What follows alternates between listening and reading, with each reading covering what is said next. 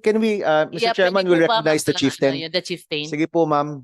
Yes, go Mga ahead. ilang individual po yan, ma'am? Hello po. Magandang tanghali po. Gandang tanghali po. Kung i-times 5 po, mahigit po kaming 1,000 talaga. Okay.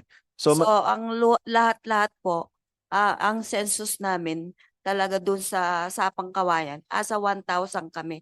So, ngayon lang po kasi nakikita ng BCDA na 14 house lang kami. 2013 pa po yung census nila. Paano po ngayon nag-aaral yung mga may dapat nakatira doon? Siyempre, wala po sila doon. So, hindi ko naman po inaano yung konti lang po yung nakikita nilang bahay doon sa sitio namin. So, ngayon po, nagre-request po si chairperson na mag-a-actual, i-actual po namin. Sige. Bababa po siya doon para malaman lahat kung paano po ang mga katutubo pong andon. opo. So, magandang plano po yan, no? Meron tayong eksaktong numero, no? Kung ilang pamilya po yan, ilan po yung apektado. Pan po doon sa mga magsasakang matamaan po ng sitio Sapang Kawayan. Aabot po tayo sa magsasaka, no? Nasa Opo. NCIP pa lang, nasa IP pa lang po Opo. tayo. Maliban po doon sa Binyayan.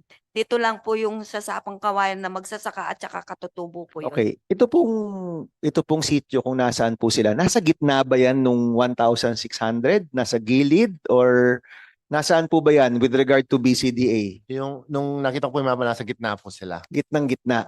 So Sa may Phase 2 po kami. phase 2. Okay. Opo.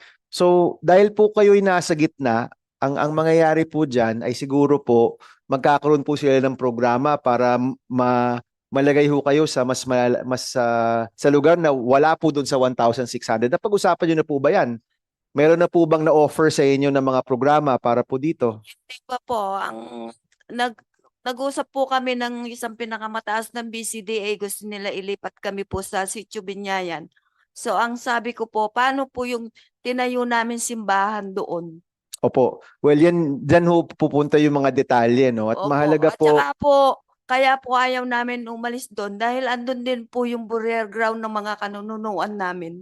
opo. Well, yan ho yung mga kailangan Yun po ang nating... pininindigan namin, kaya ayaw namin pong umalis doon. Opo. But ito pong burial ground, so kasama to sa Opo. claim ng IP. Opo, sakop po sa Sapang Kawayan po.